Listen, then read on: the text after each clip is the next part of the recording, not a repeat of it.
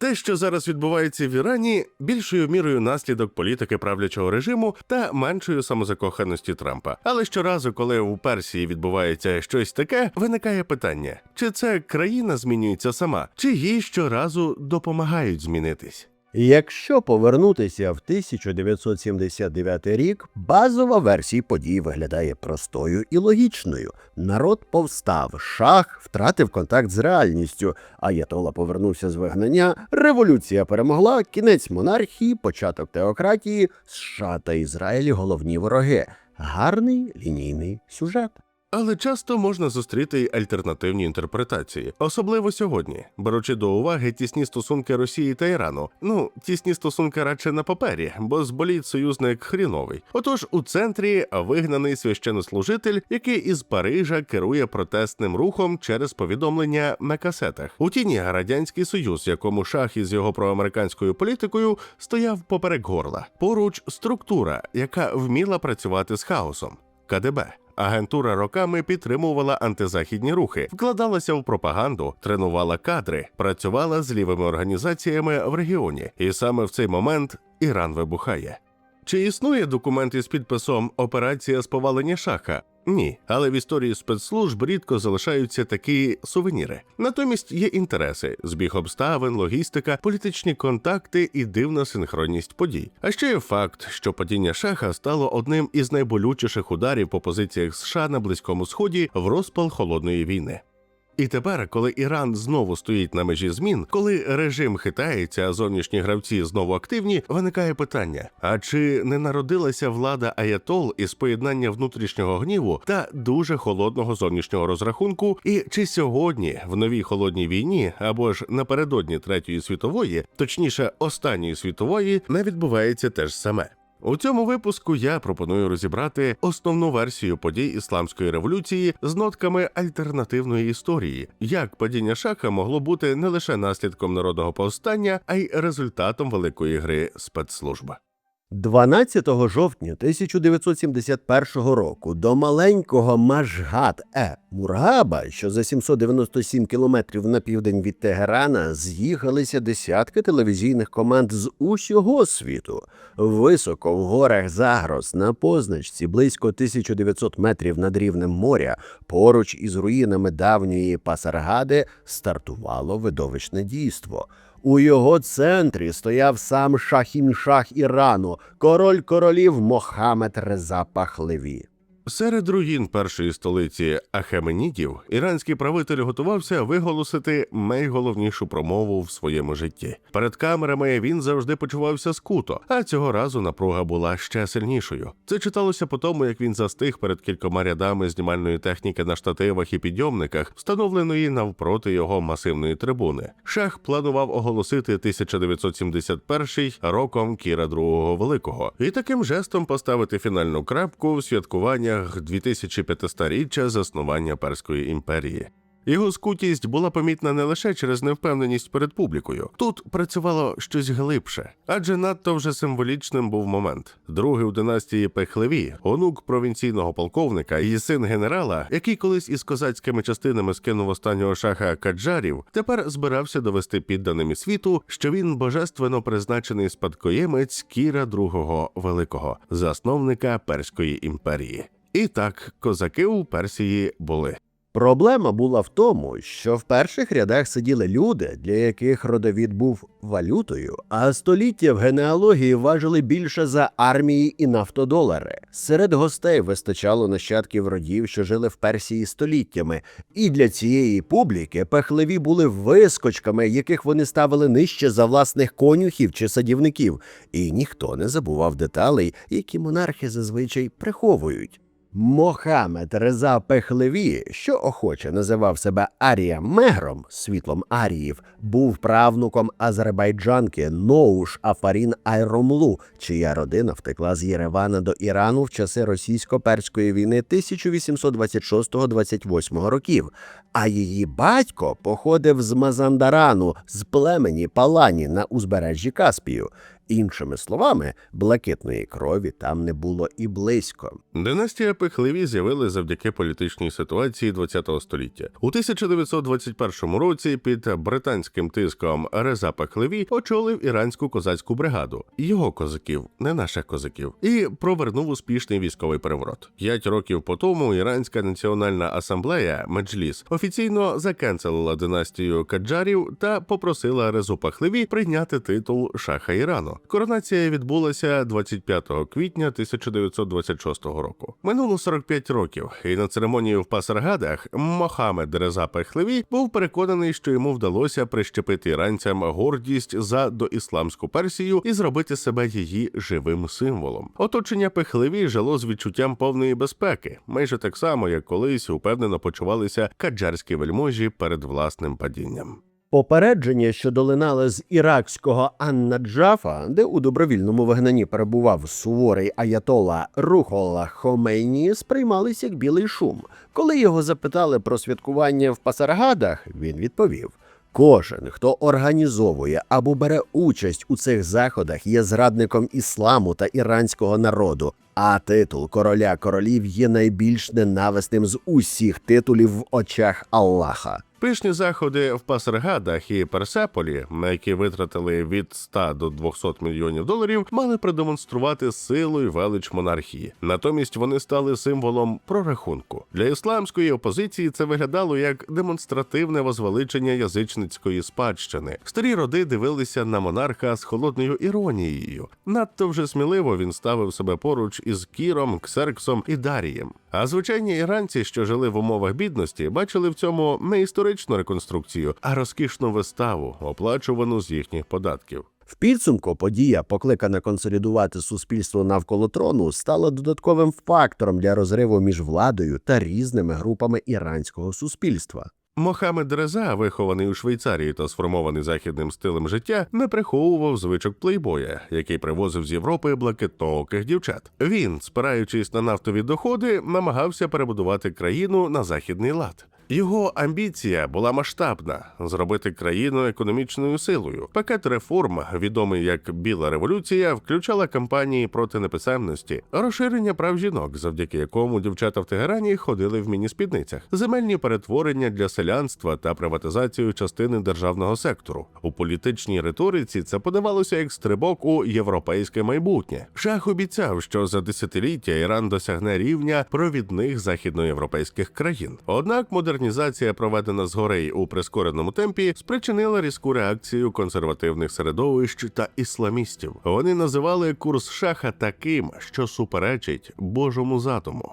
Пихатий Пехлеві, найчастіше за допомогою таємної поліції Савак, силою проштовхував програму ощасливлення народу. Непокірним до тюремних камер підкидали отруйних змій, політичних в'язнів сажали в ящики з тарганами або робили з них розсаду в пустелі.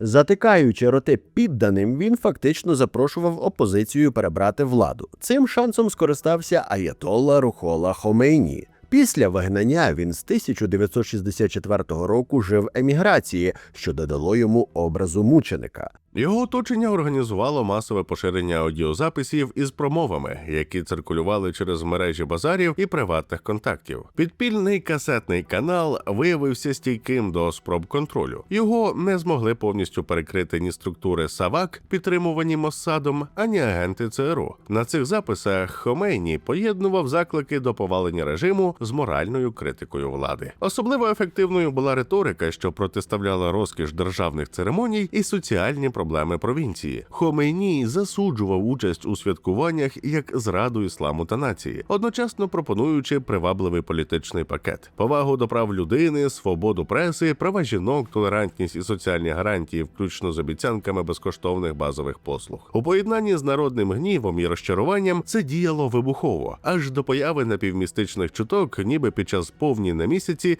можна побачити обличчя Хомейні.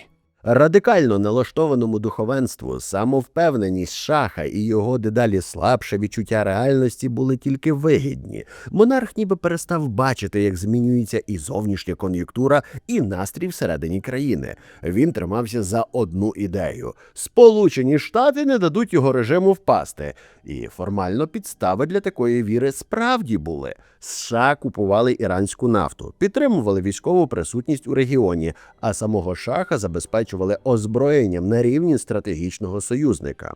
Цей образ надійної опори підкріплювався і публічними жестами. У новорічний вечір 1978 року президент США Джиммі Картер, гостюючи у шаха, говорив про Іран як про точку стабільності в нестабільному регіоні і під час тосту підкреслював, що монарх користується в народі повагою та симпатією завдяки своїй харизмі. Проблема була в тому, що такі слова прозвучали в момент, коли реальність уже розходилася за офіційною картинкою.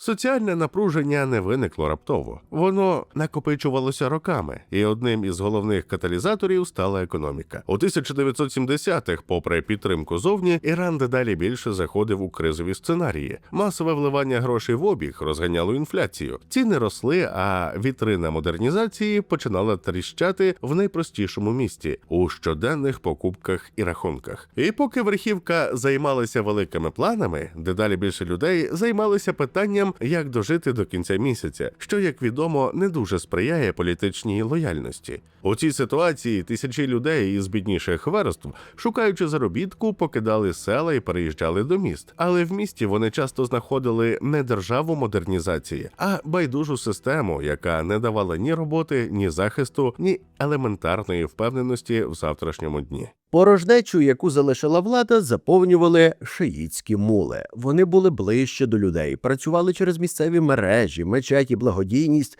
і щоденну комунікацію. І, що важливо, вони діяли не лише словами. Паралельно з аудіокасетами з проповідями Хомейні до країни потрапляла й фінансова підтримка. Долари завозили нелегально і розподіляли серед найбідніших в обмін на довіру та лояльність. Так формувався небезпечний соціальний ресурс, який не помітити було можна лише за умови повної сліпоти або самозаспокоєння. У результаті саме ці міські й напівміські маси, що зростали за рахунок внутрішньої міграції та жили на межі виживання, швидко ставали найзручнішою базою для радикальної мобілізації. Їхній гнів і фрустрація перетворювалися на енергію протесту. І коли політична ситуація остаточно розхиталася, саме вони стали тією силою, яка розкрутила механізм ісламської революції, перетворивши окремі заклики і мережі впливу на масштабний рух. Минув лише тиждень після гучних слів американського президента, і ситуація в Ірані різко пішла в рознос. Поштовхом став текст у провладній пресі, спрямований проти Хомейні. Те, що задумувалося як інформаційна атака, спрацювало навпаки.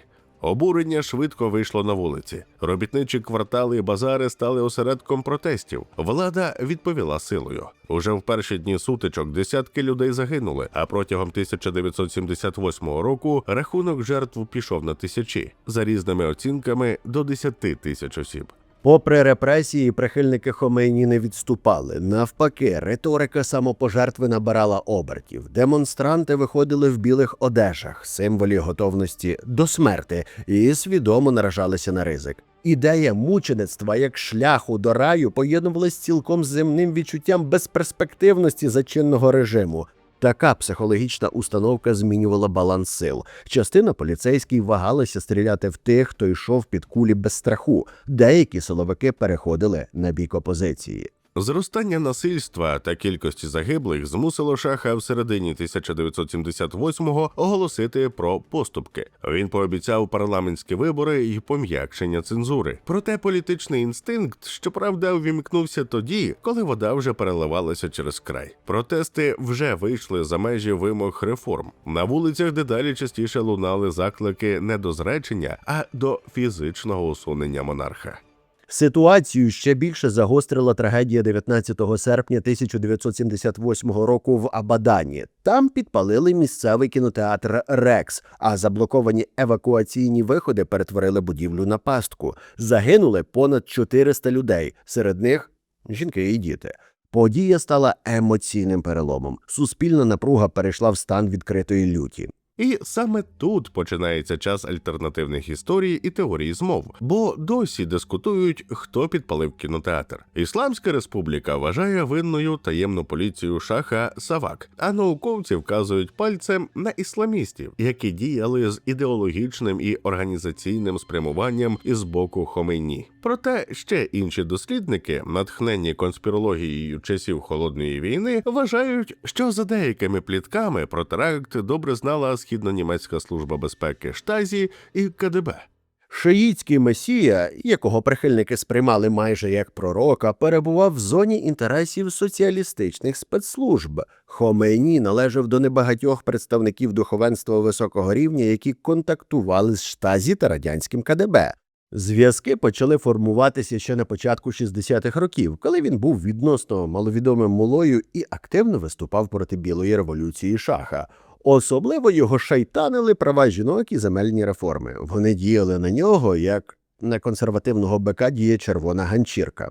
Після вигнання з Ірану в середині 1960-х років Хомейні оселився в іракському Наджафі. Спочатку він не здавався фігурою рівня майбутній лідер революції, але історія любить таких героїв із другого плану. Іракський лідер Саддам Хусейн, оцінивши потенціал цього релігійного діяча, вирішив позбутися його присутності в країні. Хомейні перебрався до Франції, у невеличке містечко Мофль-ле-Шато поблизу Парижа. Саме звідти він координував інформаційні і політичні сигнали до Ірану, використовуючи мережі прихильників і підпільні канали комунікації, а альтернативники додають канал з Москвою, а також із колами, близькими до президента Єгипту Гамаля Абдель-Насера.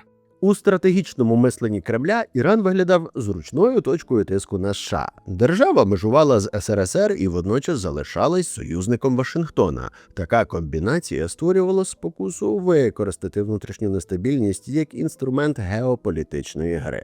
А тепер руйнування міфів. Згідно з дослідженнями, опублікованими у журналі Iranian Studies, радянські спецслужби не планували повалення шаха і не розглядали релігійний рух як інструмент для зміни режиму. Архівні матеріали і свідчення колишніх співробітників показують, що Москва довгий час вважала монархію Пехлеві стабільною. Так, вона була проамериканською, але при цьому сильною. Армія під контролем, Савак працює жорстко, економіка тримається на нафтових доходах. І головне, в радянських аналітичних звітах не було впевненості, що духовний лідер здатен зруйнувати систему.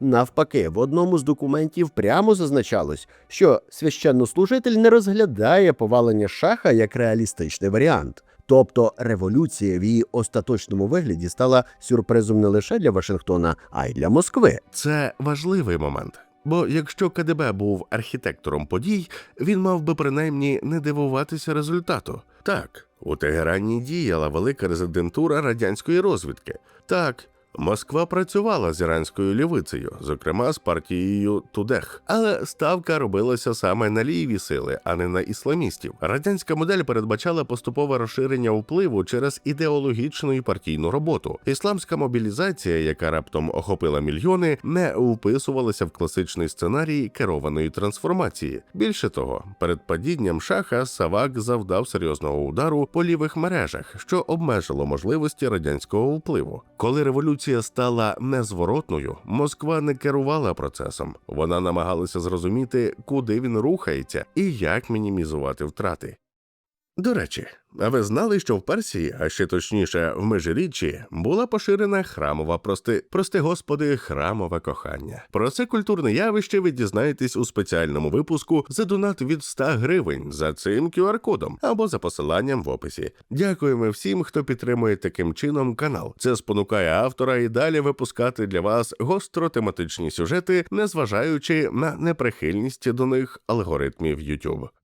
Після 79-го року радянська стратегія виглядала прагматично. Якщо вже режим змінився, треба інтегрувати в нову систему своїх контактів. Партія Тудех отримала шанс на легалізацію і спробувала діяти в союзі з ісламською владою. Але цей розрахунок швидко зруйнувався. Хомейні та його оточення не збиралися ділитися владою. Лівих поступово усунули, а згодом і репресували.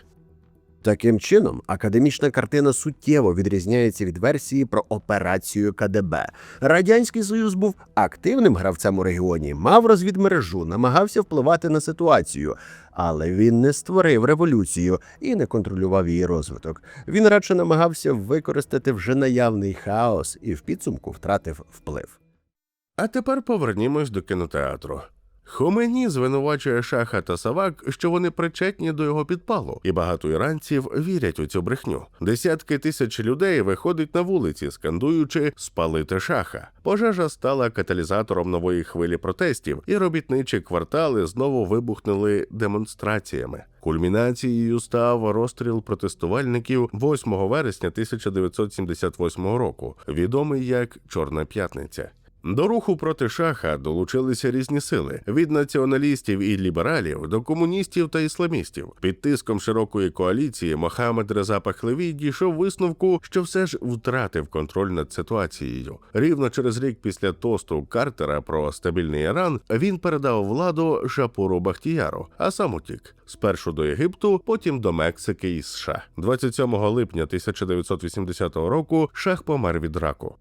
1 лютого 1979 року з Паризького аеропорту піднявся в небо Боїнг 747 авіакомпанії Air France, повністю зафрахтований для Рухоли Хомейні та його найближчого оточення. Сам політ був ризикованим. Частина його соратників вирішила не підніматися на борт, побоюючись, що літак можуть перехопити або навіть збити сили, лояльні Шаху. Екіпаж прорахував запасні варіанти, включно з можливістю екстреної посадки в Анкарі. Утім, рейс відбувся без інцидентів. Літак приземлився в Тегерані за графіком. Минуло лише 2 місяці, і нова політична реальність була оформлена офіційно. Проголошено Ісламську республіку. Країна стрімко змінила державний формат, перетворившись на теократичну систему, де ключові рішення ухвалювались в межах релігійної ієрархії.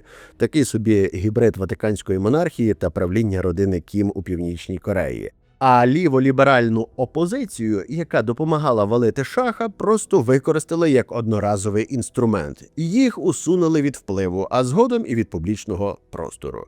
Методи придушення незгодних мало чим відрізнялись від практик попереднього режиму. Арешти, суди, ув'язнення і інші веселі бонуси. Не менш радикально змінився і зовнішньополітичний курс. Хомейні, який раніше перебував у Франції на правах вигнанця, тепер демонстрував різку дистанцію навіть від країни, що надала йому притулок. У своїй відомій промові на кладовищі в Тегерані він звинувачував Пехлеві в залежності від Сполучених Штатів і співпраці з Ізраїлем. За його словами, Шах відправляв за кордон нафту, натомість отримуючи зерно та рис, а головне – озброєння, яке перетворювало Іран на військову опору США в регіоні. При цьому факт підтримки з боку Вашингтона був очевидним. Іран мав одні з найбільших у світі запасів природного газу та нафти, що робили його стратегічно важливим партнером для Заходу. Після революції 1979 року відбувся принциповий сув у шиїтській політичній традиції. Історично шиїзм досить обережно ставився до прямого управління державою. Згідно з класичною доктриною 9 століття, будь-який світський режим, навіть релігійно забарвлений, вважався неповноцінним до приходу законного імама. Єдиним прикладом справедливого правління визнавали владу імама Алі у 7 столітті, яка тривала недовго. Тому революція означала не лише зміну режиму, а й перегляд богословської традиції. Хомейні запропонував нову концепцію – опіка правника, яка обґрунтовувала право релігійного богослова здійснювати політичне керівництво державою. Це стало теоретичною основою іранської теократії. Духовенство, яке раніше дистанціювалося від безпосереднього управління, перетворилося на центральний елемент державної системи. Паралельно відбувалася політична консолідація. З поля усували як світських опозиціонерів, так і частину релігійних діячів, що не поділяли нової доктрини. Репресії торкнулися не лише прихильників Шаха, а й різних соціальних груп, яких режим визначав як небажані. У зовнішній політиці революція закріпила чіткий антизахідний курс. Символічним кроком стало проголошення Ізраїлю малим сатаною, а США – великим сатаною. кульмінацією став штурм американського посольства в Тегерані 4 листопада 79-го року. Студентські групи захопили будівлю і утримували дипломатів у заручниках 444 дні. Для нового режиму це стало інструментом мобілізації і демонстрації незалежності. Для Сполучених Штатів – серйозним ударом по престижу і регіональній присутності. Спроба військової операції зі звільнення заручників завершилась невдачею через аварію гелікоптерів під час піщаної бурі. Після цих подій Іран остаточно закріпився як держава з релігійно-політично-середньовічною моделлю управління, що поєднувала ідеологію, силовий контроль і мобілізацію навколо зовнішнього конфлікту. З 1979 року політичний іслам, сформований у цій формі, став постійним фактором не лише внутрішньої іранської політики, а й міжнародних відносин. А на сьогодні це все. До наступного. І пам'ятайте, що історія – це халяль.